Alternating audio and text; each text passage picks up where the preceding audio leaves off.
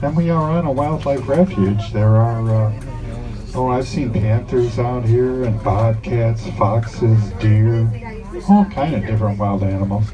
We have wild boar that have a tendency to run out in front of my bus.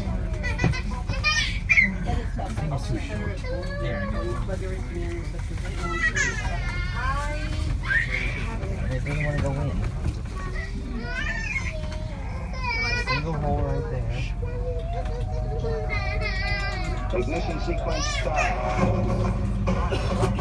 All engines executing. We have taken tremendous steps. We choose to go to the moon before this decade is out.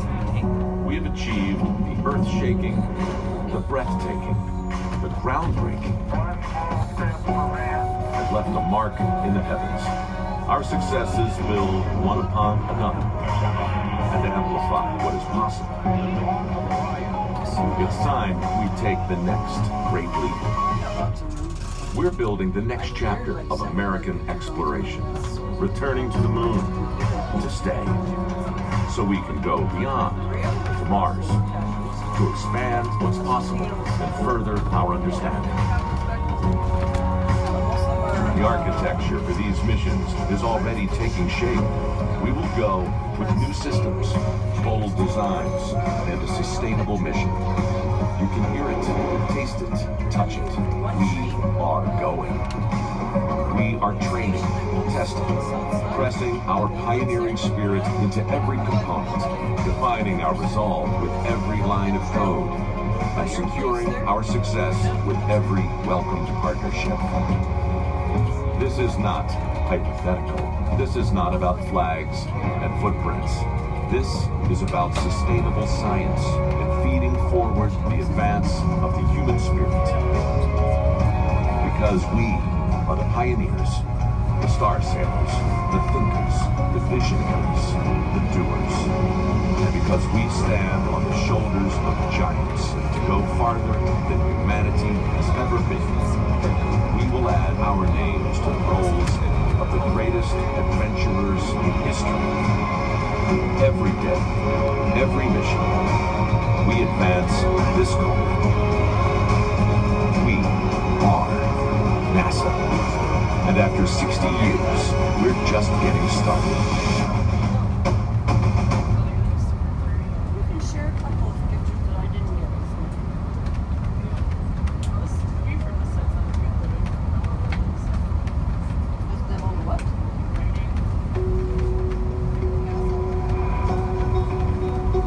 Kennedy Space Center is surrounded by the Merritt Island National Wildlife Refuge.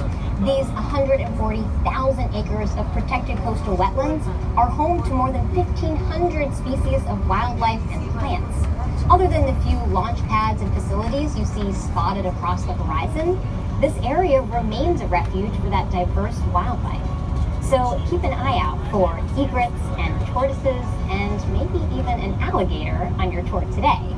Even if you don't spot them, know that they are all around us. I want to introduce you to my friend, Park Ranger Kim King-Ren. Kim, what is the role of the Wildlife Refuge? The National Wildlife Refuge is the part of Merritt Island that's set aside as a home for wildlife. And how does the Wildlife Refuge work side by side with NASA? So there's always something exciting happening at the Space Center, and when new facilities are built, we work with NASA to relocate animals, move them out of harm's way during construction, but then usually when the work is done, they move right back. Animals don't know anything about NASA's mission to outer space. They just know that this space is their home. So sometimes we get phone calls about eagles that are nesting on communication towers, vultures that fly inside the vehicle assembly building, or alligators that wander onto launch pads. Kim, thank you so much for teaching us all about the Wildlife Refuge today.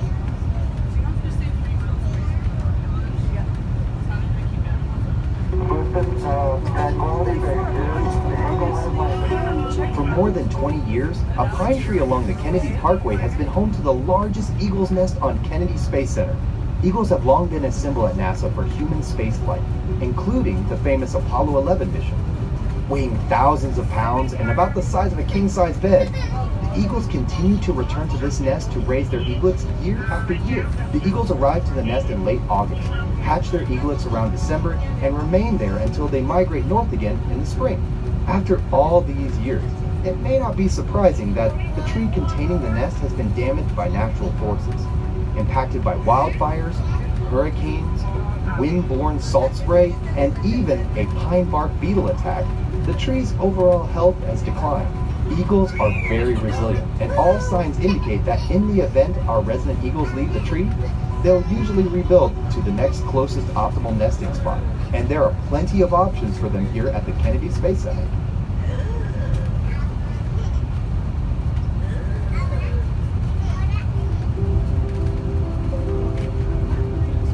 Did you ever want to be an astronaut?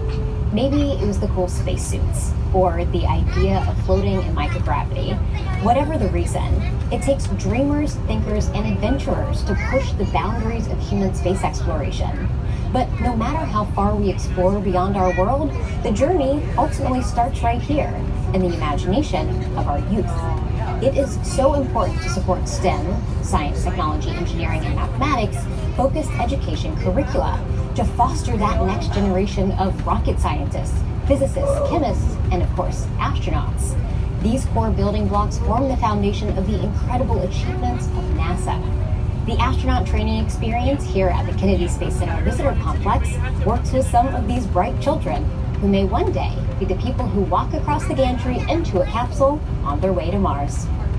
My favorite thing about space is how we know so much, but then there's so much we can learn about it because of how big and endless it is. What I love about the ATX Center is the microgravity simulator. That was really fun because it felt like you were fixing the ISS in like zero gravity.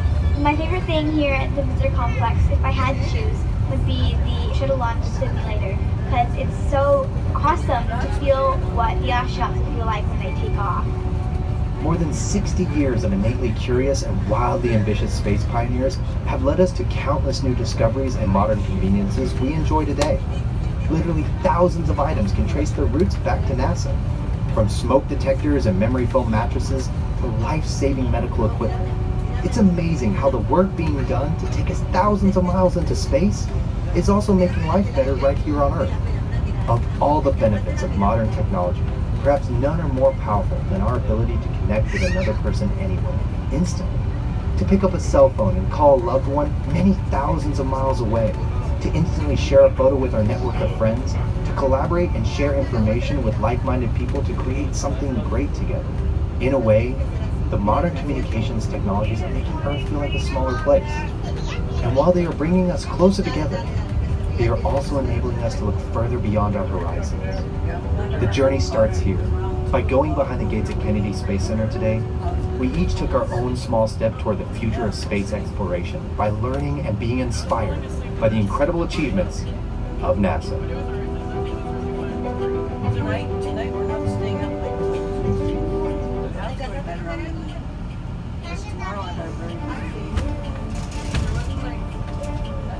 NASA is known for dreaming big, and big dreams require big equipment.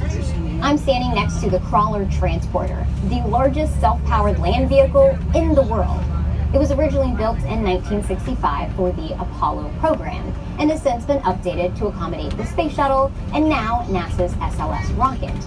Weighing in at 6 million pounds and capable of lifting and hauling 18 million pounds, the Crawler is an engineering marvel, even without a rocket sitting on top of it. This thing has 2,750 horsepower V16 diesel engines that can carry the Crawler up to a top speed of, wait for it, 1 mile per hour while carrying a rocket. Keep an eye out for the Crawler as we approach this area. And remember, we are visiting a working spaceport, so while the Crawler may not stay in one area for very long, it's bound to be out here somewhere. Now, let me introduce you to my friend, John Giles, the Crawler project manager. I'm standing in front of Crawler Transporter number 2 at Kennedy Space Center. Crawler Transporter number 2 will be used for the SLS program to take the launch vehicle back and forth to the pad. We will begin by going underneath the mobile launcher. We'll pick it up, we'll take it over to the VAB. They'll then assemble the launch vehicle on top of the mobile launcher. and then we'll come back to the VAB, we'll slide underneath it again, we'll pick it up, we'll take it out to the pad, the trip of about 4.2 miles. It'll take us about 7 hours to get there. But during our trip to the launch pad, we roll over a specially prepared crawlerway that consists of anywhere from 8 to 12 inches of special rock. Below that is limestone that's about 4 feet thick and compressed to hold the weight of the crawler and the mobile launcher. And then below that is some hydraulically compacted sand that can support all the weight. And then once we're there, we'll drop it all off. And a few days later, there'll be a launch. We'll come back, we'll pick the mobile launcher up, and we'll bring it back to the VAB to start the process all over again. With 50 years and some 3,000 kilometers or 2,000 miles on the clock, NASA expects the crawler